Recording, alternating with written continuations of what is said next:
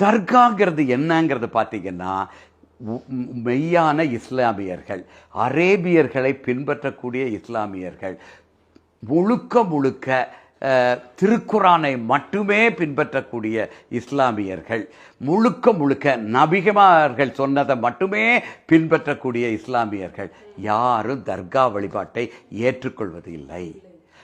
அவர்கள் உண்மையிலே சொன்ன போனால், தர்காவில் போய் நீ சாமி கையெடுத்து கும்பிட்டாலோ இல்லை கீழே விழுந்து அந்த அதில் இருக்கிற ஒரு சமாதி தான் வச்சுருப்பாங்க, அந்த சமாதியை கும்பிட்டீர்கள் என்றால் அது ஒரு ஹராம்.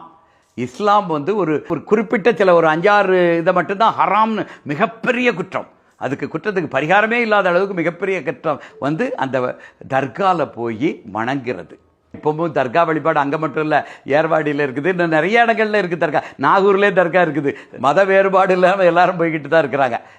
இதெல்லாம் எப்படி வருதுன்னா, இந்துக்களாக இருந்தவர்கள் உருவ வழிபாட்டை தொடர்ந்து செய்து கொண்டிருப்பவர்கள் திடீர்னு இஸ்லாமுக்கு மாறின உடனே முழுவதுமாக அந்த அருவ வழிபாடோ ஒரு திசையை பார்த்து கும்பிடக்கூடிய வழிபாட்டுக்கு முதல்ல பார்க்க அவர்களால் செல்ல முடியலை. அதனால் அவர்களுக்கு ஏதோ ஒரு உருவம் தேவைப்படுகிறது, ஒரு சமாதம் வச்சுக்கிட்டாங்க, வணங்கிட்டு இருக்காங்க. தர்கா வழிபாடு இந்திய இஸ்லாமியர்களை பொறுத்த அளவில் அது ஏற்றுக்கொள்ளப்பட்ட ஒன்றாகத்தான் இப்போ மாறி இருக்கிறது.